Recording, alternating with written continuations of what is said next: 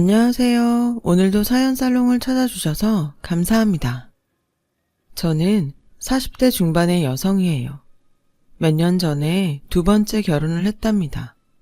사연을 듣다 보니 예전 일이 떠올라서 이렇게 제 얘기를 보내게 됐어요. 저희 집은 중학교 때부터 아버지 사업이 힘들어져서 집안 형편이 어려웠어요. 고등학교 때도 사정이 좋지 않아서 저는 힘든 시간들이 빨리 지나가기만을 빌면서 묵묵히 공부만 했어요. 그게 전화위복이 됐는지 전보다 훨씬 더 좋은 성적을 받게 됐죠. 원래도 공부가 뒤처지지는 않았었는데 그때를 계기로 전교 수준의 등수로 올라갔어요.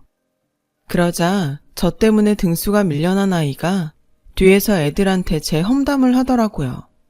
제가 교무실에서 시험지를 훔쳤다는 둥 말도 안 되는 소리였어요. 저는 그 말에 신경도 안 썼어요.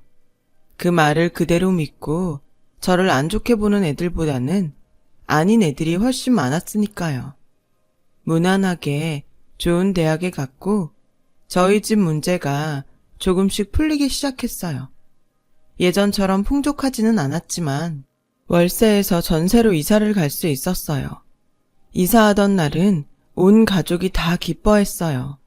아버지는 더 열심히 일을 하셨죠. 저는 법대를 다니면서 학생들 과외를 했어요. 아이들 성적이 잘 나오는 덕분에 저는 대학 시절 내내 과외가 끊기는 일이 없었죠.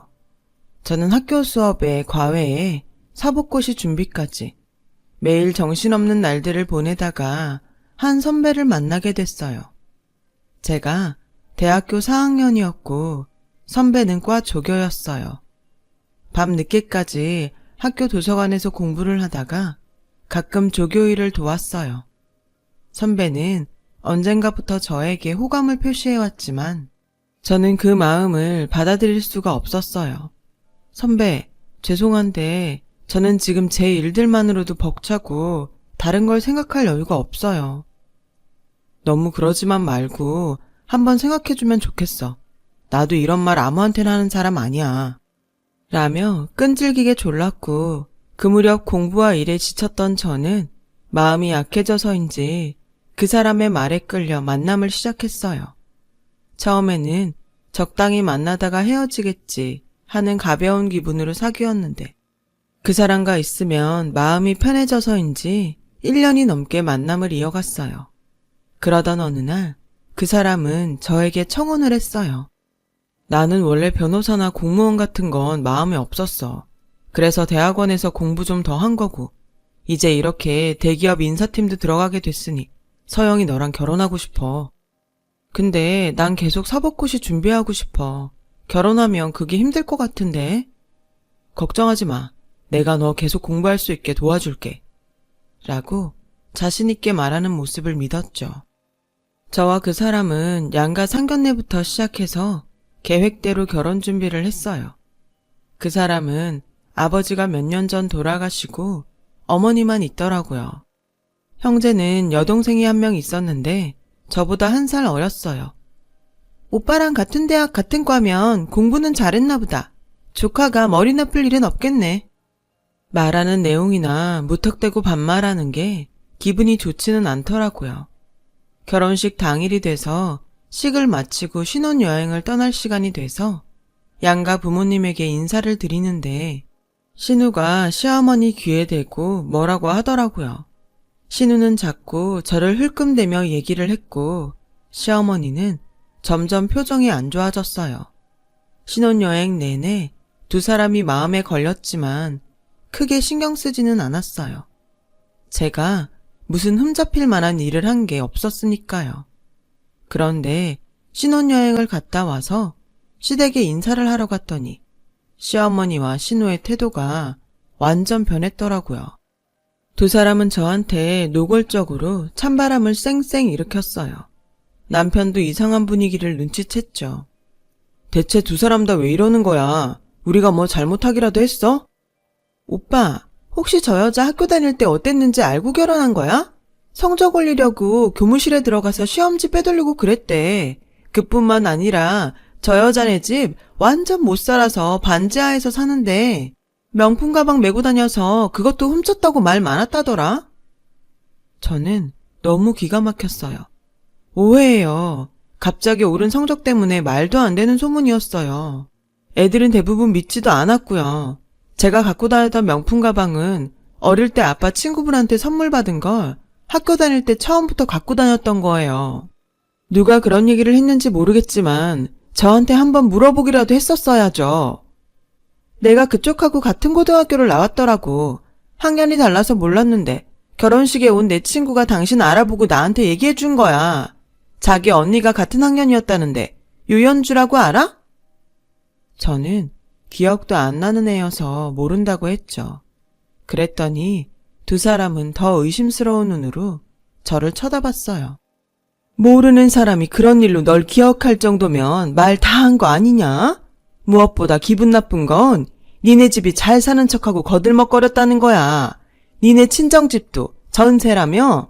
아니, 니네 부모님은 뭘 했길래 그 나이 되도록 집 한 칸도 자기 걸 마련 못했냐? 이건 뭐 우리 성준이 뒷바라지는커녕 빨대 꽂지 않으면 다행이지. 라는 시어머니 말에 남편은 그런 말이 어딨어? 그리고 다들 왜 지난 일로 그러는지 모르겠네. 학교 다닐 때 있었던 일로 이러는 건 좀 유치하지 않아? 성희 너는 학교 다닐 때 말썽 안 피웠어?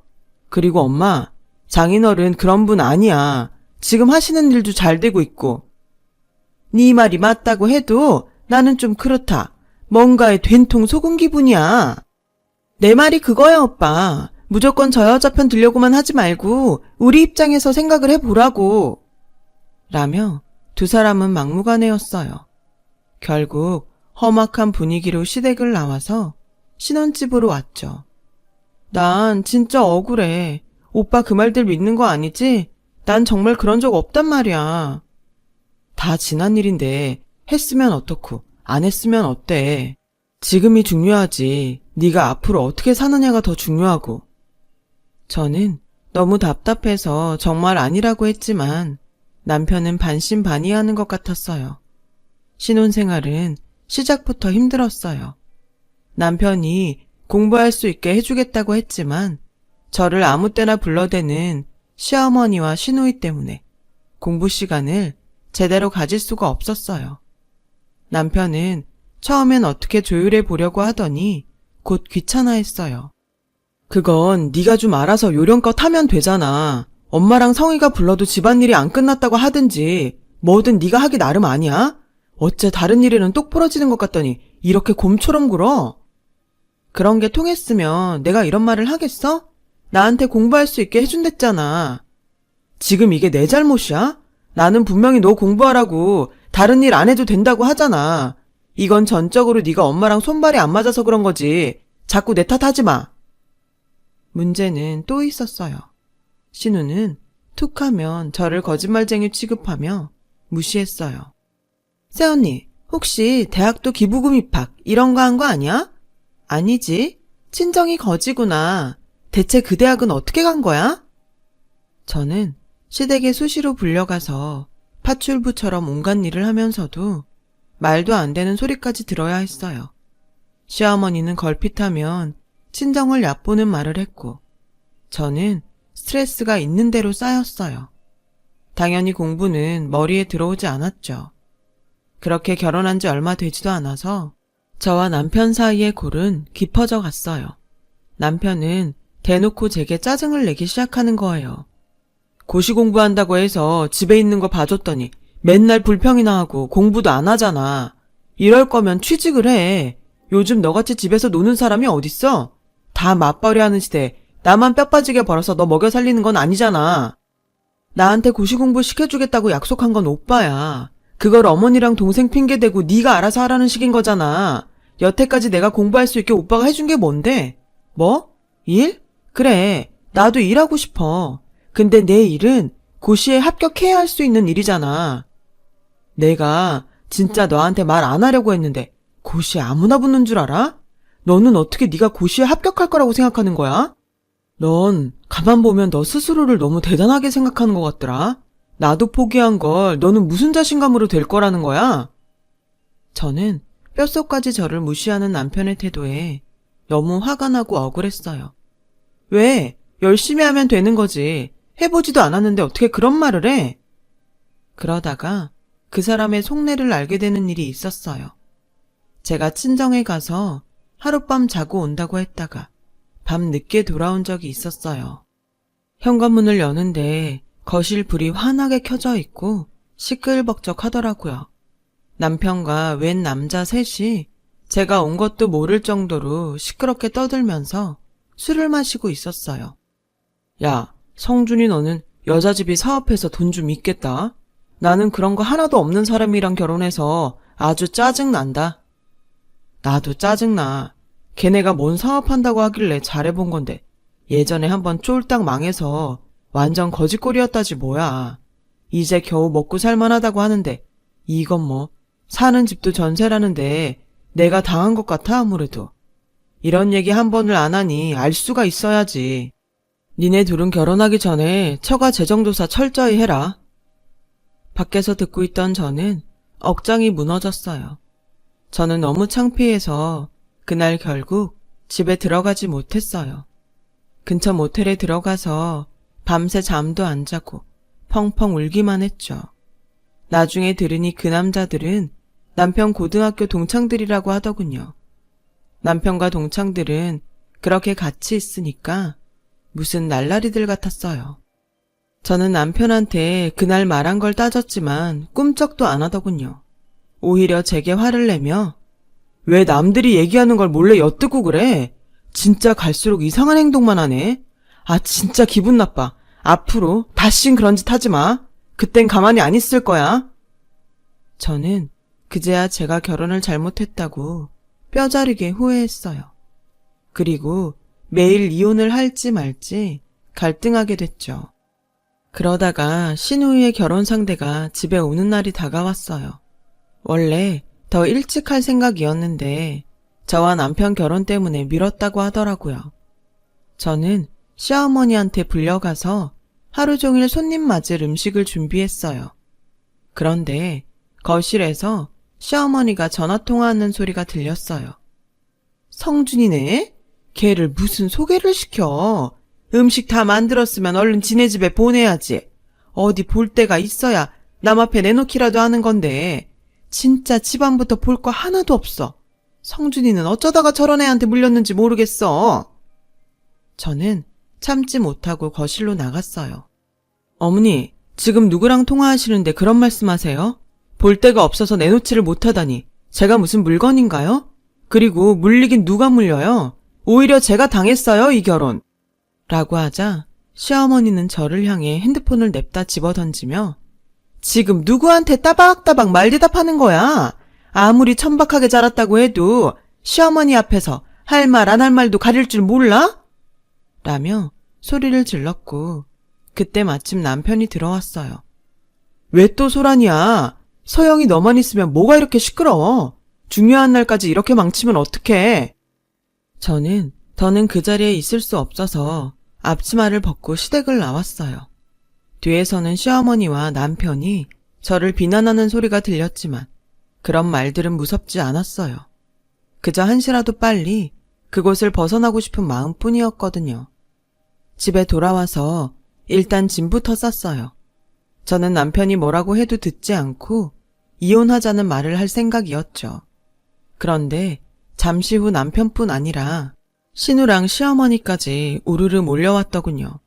언니, 내 반지 얼른 내놔. 가져간 거 다 아니까 시침이 뗄 생각하지 마. 반지라니 그게 무슨 소리예요. 난 반지 같은 거 본 적도 없어요. 라고 하자 시어머니가 이거 봐라. 내가 뭐라고 했니? 가정환경 잘 알아보고 결혼하라고 했지? 성준이 너 그런 거 상관없다고 네 맘대로 하더니 결국 이 사단이 나잖아. 아니 집안에 도둑을 들였으니 동네 창피해서 고개도 못 들고 다니겠다. 글쎄 전 그런 적이 없대도요. 제가 부엌에서 죽어라 일만 했는데 반지 같은 걸 가져갈 시간이 어딨겠어요. 라고 하자 남편은 갑자기 제 가방을 풀기 시작했어요. 저는 너무 어이가 없어서 가방을 뺐으며 이게 뭐 하는 거야? 오빠도 날 못 믿어? 어떻게 이럴 수가 있어? 그러니까 증명해 보이면 되잖아. 안 가져갔으면 가방을 봐도 상관없잖아. 아니, 난 안 가져간 거 맞고 가방도 못 뒤져. 난 오빠도 이해할 수 없어. 처음부터 내 말은 하나도 안 믿고 자기네 식구 말만 믿는 거야? 오빠 원래 이런 사람이었어? 라고 하자 신우는 저 말하는 것 좀 봐. 자기네 식구래. 와, 진짜 이렇게 막대 먹을 수가 있어? 시댁 식구한테 저렇게 함부로 말하는 사람 난 친구들한테도 들어본 적 없어. 라며 펄펄 뛰었고 시어머니는 저한테서 가방을 뺏어서 물건들을 다 꺼냈어요. 하지만 가져가지도 않은 반지가 나올 리 없었죠. 신우와 시어머니는 끝까지 사과 한마디 안 하고 집으로 돌아갔고 저는 그 길로 집을 나왔어요. 네가 가져가지 않은 게 증명됐잖아. 그게 더 중요한 거 아니야? 이런 일로 일일이 집을 나가면 어떻게 살려고 그래? 아니, 나를 믿지 못하는 게 더 문제지. 사사건건 무시하고 도둑 취급하는 사람들하고 어떻게 살아? 나 오빠랑 안 살아. 그렇게 저의 짧은 6개월의 결혼 생활이 끝났어요. 아버지한테는 이혼하게 된 이유를 사실대로 얘기하지 않았어요. 그러면 자신을 탓하시면서 마음 아파하실 것 같았거든요. 엄마도 제가 자세히 얘기를 하지 않아서 대충만 알고 계셨어요. 저는 미친 듯이 공부에만 파고들었고 그 결과 3년 후에 사법고시에 합격했어요. 엄마는 저를 붙잡고 우셨어요. 예전 일들 다 잊고 너 하고 싶은 거 다 하면서 살아. 이렇게 잘할 수 있는 우리 딸을 괜히 이상한 집에 시집 보냈어. 그게 왜 엄마 때문이야. 결혼은 내가 한다고 한 거잖아. 엄마 말대로 나 다 잊었어. 걱정하지 마. 저는 중견법률사무소에서 일을 시작했고 거기서 인정을 받아서 몇 년 후에는 좀 더 큰 로펌으로 옮길 수 있었어요. 변호사가 되고 몇 년 동안을 거의 일만 했던 것 같아요. 로펌으로 옮기고 나니 뭔가 제 목표를 달성했다는 기분도 들고 마음에 여유가 조금씩 생기더라고요. 어느 날 제 앞으로 회사 자금 횡령 소송건이 들어왔어요. 저는 서류에 적힌 피고인의 이름을 보고 깜짝 놀랐어요. 전 신우 이름이었거든요. 어떻게 된 건지 살펴보니 신우와 전 남편은 신우 남편이 운영하는 회사에서 일했는데 둘이서 자금을 빼돌려 부동산을 산 정황이 있더군요. 전 남편은 대기업을 그만두고 신우 남편의 회사에서 이사 명함을 달고 있더라고요. 고소인은 투자자였는데 신우 남편은 회사 부도 처리를 하고 잠적했다고 해요. 저는 제가 이 사건을 맡으면 남편과 이혼한 전력 때문에 분리할 수 있어서 맡지 않기로 했어요. 대신 한 번은 투자자와 같이 신우와 전 남편을 만나러 가기로 했죠. 저는 투자자에게 제가 그 사람들과 어떤 관계였는지 대충 이야기하고 다른 변호사가 맡도록 해드리겠다고 설명했어요. 저와 투자자가 약속 장소에 가자 신우와 전 남편은 저를 보고 놀라더군요. 아니, 저 여자가 어떻게 여기, 저 여자랑 무슨 사이예요? 뭔데 여기까지 데리고 나와요? 이봐, 이게 대체 어떻게 된 일이야? 저 사람 누군지 알아? 누구긴 내 변호사지. 윤 변호사님, 이리 앉으시죠. 투자자가 저를 깍듯이 대하며 자리까지 안내하자 두 사람은 얼굴이 하얗게 질렸어요. 저는 오늘 사건 접수했다는 말씀만 드리러 나왔습니다. 소송 진행은 다른 변호사님께서 하실 거예요. 굳이 내가 오늘 나온 건 당신들 절대 못 이길 거고 구속될 거니까 그런 줄 알라고, 각오하라고 말씀드리러 온 거예요. 그럴 증거가 있어? 이거 다 이 자식이 우리 모함하는 거라고. 라며 전 남편이 소리치길래 저는 말씀 함부로 하지 마시죠. 반말도 하지 마시고요. 김성준 씨는 자기가 서류를 완벽하게 위조했다고 생각하는 모양인데 변호사나 경찰이 그렇게 호락호락한 줄 알아요? 하긴 사법고시 근처에도 못 가본 사람이 뭘 알겠어요. 앞으로 저희 의뢰인한테 함부로 굴지 마세요. 그렇게 자리를 나왔고 다음날 전 남편은 저를 찾아왔어요. 이건 진짜 다 오해로 생긴 일이야. 걔가 내 친구인데 지금 화가 좀 나서 그래. 이렇게 부탁할게. 학교에서 친구한테 모함당했다는 얘기도 직접 본 게 아니라 못 믿겠다는 분이 이렇게 증거자료들이 나오는데 그런 말을 믿길 바라세요? 옛날 일 가지고 앙심 품고 이러는 거야? 그런 거면 나 진짜 못 참아. 못 참으면 네가 어떻게 할 건데? 네가 뭘 할 수 있다고. 말했다시피 난 그 사건에 관여 안 해. 우리 회사로 들어온 사건이라 잠깐 인사만 한 거라고. 그리고 내가 말했지? 말 함부로 하지 말라고. 내가 아직도 네 후배고 와이프인 것 같아? 넌 범죄자고 나는 변호사야. 라고 하자 그 사람은 그제야 비굴하게 허리를 굽히며 그러지 말고 어떻게 좀 안 될까요? 형사소송이라도 취하할 수 있게 부탁드립니다. 이건 제 사건 아니라고 말했을 텐데 자꾸 왜 이러세요? 그래도 한번 얘기라도 해주실 수 없을까요? 라며 제 책상에 봉투를 내밀길래 지금 저 매수하려는 겁니까? 죄목 추가하고 싶으신 거죠? 그런 거 아니면 이거 갖고 당장 나가세요. 이깟 돈 저는 필요 없으니까요. 라고 소리를 지르자 전 남편은 다른 사람들이 들었을까봐 겁을 먹으며 돈 봉투를 가지고 쏜살같이 내빼더군요. 그러더니 신우는 저한테 전화를 해서 사정했어요. 새언니, 저희 한 번만 도와줘요. 예전 일로 속상한 거 있으면 다 풀어요. 지나간 거잖아요. 저는 하도 말 같지 않아서 전화를 그냥 끊었어요. 그랬더니 퇴근 시간에 회사 앞으로 저를 찾아왔더군요. 이렇게 얼굴 보고 얘기해야 될 것 같아서 왔어요. 하는데 뒤에 시어머니도 보이더군요. 시어머니는 꼭 어제 만난 사람처럼 제 손을 잡고 우리가 인연은 인연인가 보다. 이렇게 만나는 걸 보면 얼굴이 아주 좋아 보이네. 라길래 저는 손을 확 빼버렸어요. 뭐 하는 짓이에요? 김성희 씨는 자기가 고소당한 사건을 해결할 능력이 없어서 엄마까지 끌고 오시나요? 저한테 얘기해봤자 소용없다고 말했잖아요. 그 잘난 대기 오빠 친구들 중엔 변호사가 없어요? 그쪽하고 얘기하세요. 그러자 두 사람은 쭈뼛거렸어요. 전 남편은 동기들 사이에서 소문이 좋지 않아 다들 상대해주지 않은 지 오래였나 봐요.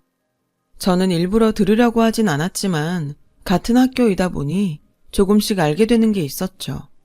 비싼 돈 주고 선임한 변호사가 무조건 가서 선처해달라고 했다는 걸 보니 그 변호사도 이 문제가 자기가 어떻게 한다고 해서 해결될 수 있는 게 아니란 걸 안 거죠. 그러니 전 남편 식구들은 투자자와 저한테 번갈아가며 매달리는 거였어요. 나한테 이러는 거 정말 뻔뻔하다고 생각하지 않아? 당신들이 말도 안 되는 옛날 소문 갖다가 나 억울하게 했던 거 기억 안 나? 그거 다 우리 집이 못 살았던 것 때문에 더 그런 거였잖아. 그런 것도 모를 줄 알았어? 그래놓고 이제 와서 뭐? 2년? 내가 지금까지도 제일 후회하는 게 당신들과의 악연이야. 이렇게 자꾸 찾아오면 나도 댁들 업무 방해죄로 고소할 거니까 그렇게들 알아. 라며 두 사람을 쫓아냈어요. 알고 보니 신우 남편은 전 남편 집안 돈을 싹싹 털어서 자기 회사에 투자하는 것처럼 해놓고 돈을 빼돌렸다더라고요. 그것 때문에 화가 난 전 남편과 신우가 회사 자금으로 다른 사람 이름을 이용해 부동산을 샀고요. 사기꾼한테 당했다고 똑같은 짓을 하다니 정말 어리석다는 생각만 들었어요. 얼마 안 가서 신우 남편도 잡혔고 신우와 전 남편도 구속이 됐어요. 시어머니는 자꾸 제게 와서 도와달라고 사정했지만 저는 거절했어요. 그렇게 그 집 식구들과는 완전히 인연을 정리하게 됐죠. 정말 사람 일 어떻게 될지 아무도 모르는 것 같아요. 그리고 저는 그 후에 좋은 사람을 만나게 돼서 결혼도 했고요. 3살이 된 귀여운 딸도 있답니다. 평범하게 보낼 수 있는 이 하루하루가 정말 행복합니다. 제 얘기는 여기까지예요. 들어주신 분들 모두 감사드리고요. 행복한 하루 되셨으면 좋겠어요. 좋은 시간 되세요. 여러분, 사연 댓글에 응원과 현명한 조언 부탁드려요. 좋아요와 구독은 저에게 큰 힘이 됩니다. 오늘도 좋은 일 가득하세요.